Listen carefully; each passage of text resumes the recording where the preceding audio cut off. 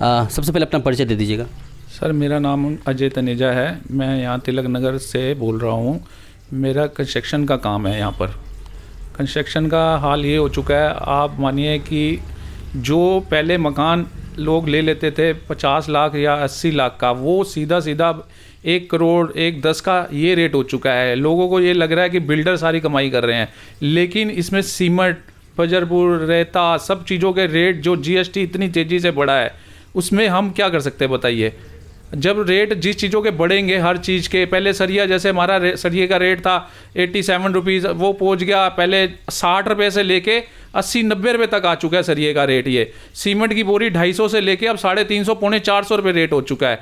बताइए उसमें हम क्या करेंगे। बजट कॉस्ट बढ़ेगी तो ऑटोमेटिक उस चीज़ के रेट भी बढ़ेंगे। अब आप बताइए, इसमें जहाँ तक लेंगे आप कोई भी चीज़ उठा लीजिए, इसमें से लकड़ी, सीमेंट, बजरपुर, सरिया और मकानों के जितनी भी कोई चीज़ है, जीएसटी इतनी बड़ी है तो उसमें हमारे रेट अपने आप इंक्लूड तो होंगे ही ना। तो ये जो बजट कल पेश होने वाला है, तो आप क्या मांग करते हैं सरकार से कि क्या होना चाहिए? सर थोड़ा सा हर जो मिडिल क्लास बंदे को देख के इनको बजट को थोड़ा उस हिसाब से लाना चाहिए कि हर बंदे की उसके अंदर आ जाए। बजट में ही, बजट का नाम है तो बजट के अंदर ही आना चाहिए ना। तो बजट ही जब इतना ऊपर हो जाएगा तो बजट किसी भी बंदे की बजट में आई नहीं है चीज़ें। मकान लेना भी जब देखेंगे, आप देखो कोई भी बंदा, एक सपना होता है मकान लेना। जो सारी चीज़ चलती है प्रॉपर्टी से रिलेटेड चलती है यहाँ से आपकी। रेणु जी, आप एक हाउस वाइफ हैं, परिवार है, घर में बच्चे हैं, उससे जिस तरह से ये बजट कल पेश होने वाला है, तो आपको कोई उम्मीद कि किस में क्या कम होना चाहिए, किस में किस तरह से होना चाहिए, ताकि आपके घर के खर्चे पे जो असर कम पड़े? आपने क्वेश्चन किया तो मैं सबसे पहले तो ये कहूँगी, एक महिला होने के नाते मैं ये कहूँगी कि बजट का जो सारी उम्मीद होती है महिलाओं को ही रसोई से, क्योंकि रिलेटिव सारा चलता है। जो भी काम है, अगर बहनों की बात करती हूँ तो रसोइयों से ही चलता है। तो रसोई के ऊपर कहीं भी मुझे लगता है कि अगर बात होती है तो महिलाओं के जेब के ऊपर सीधा अटैक ना हो। तो यही मुझे लगता है हर महिला का इस बजट से जो अपेक्षा है वो यही है कि बजट आए तो रसोइयों के दाम ना बढ़ें, कहीं भी कुछ ना हो, इस तरह का बजट आना चाहिए। क्योंकि बहनों से हमेशा उम्मीदें जो हैं वो जनता की भी जुड़ी होती हैं, घर परिवार की भी जुड़ी होती हैं। परिवार को चलाने के लिए सबसे पहले महिलाओं से ही परिवार चलता है और महिलाओं का रसोई से सबसे बड़ा अनुभव रहता है। तो मुझे लगता है कि बजट के अंदर जो है वो राहत जो है महिलाओं को सबसे ज़्यादा मिलनी चाहिए। मेरा ये मानना है बजट के लिए, पूरे समाज के लिए, प्रत्येक क्षेत्रवासी, देशवासी के लिए बजट अच्छा होना चाहिए। सबको कुछ ना कुछ इसमें फ़ायदा होना चाहिए। विकास के कार्यों के साथ में ज़रूरी चलना चाहिए। विकास के कार्य होंगे तभी देश तरक्की करेगा। हर व्यक्ति को कुछ ना कुछ फ़ायदा होना चाहिए, इसमें कोई शक नहीं। पर सबसे पहले है कि देश की तरक्की, देश के हित में जो काम है वह ज़रूर होने चाहिए किसी भी एंगल से। जिस प्रकार से देश में रोड, हाईवे सब अच्छे से बनने चाहिए और बिजली, पानी, सब, किसी को भी यह समस्या नहीं होनी चाहिए जिससे कि कोई आदमी परेशान हो। सब सुख सुविधा से जीने चाहिए। इस तरह का बजट आना चाहिए। मेरा मानना है कि बजट में हर व्यक्ति को कुछ ना कुछ लाभ मिलना चाहिए। अगर चाहती है सरकार तो कुछ इनकम टैक्स में छूट दे, वो सरकार को देखना है कि विकास के मुद्दों के साथ क्या कर सकते हैं। उनको ज़रूर ये होना चाहिए कि जैसे इनकम टैक्स में भी कुछ छूट मिले तो अच्छा ही है लोगों को। कारण क्या है, सबको पता है कि कितनी इनकम क्या है क्या नहीं, मगर उसमें छूट मिलने से प्रत्येक व्यक्ति को कुछ ना कुछ फ़ायदा लगेगा और कुछ ना कुछ लोगों को आगे काम करने का और हौसला बनेगा। प्रॉपर्टी का बिजनेस है, कल बजट पेश होने वाला है, हाँ।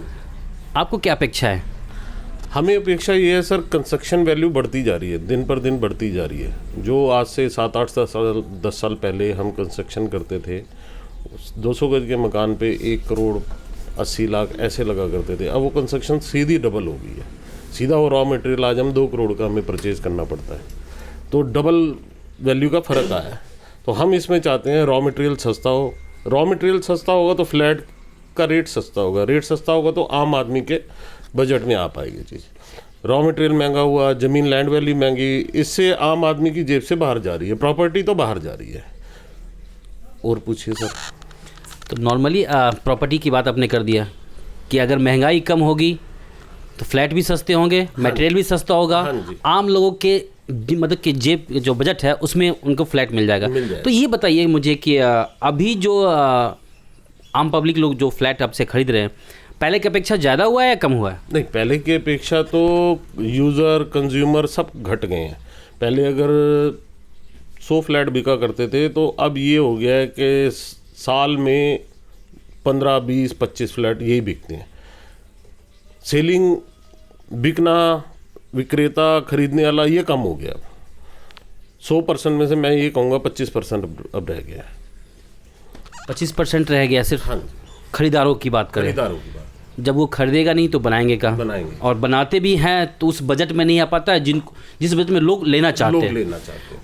और अब आम आपके घर की बात करें, घर का बजट, घर में सबसे मेन ज़रूरी होता है गैस।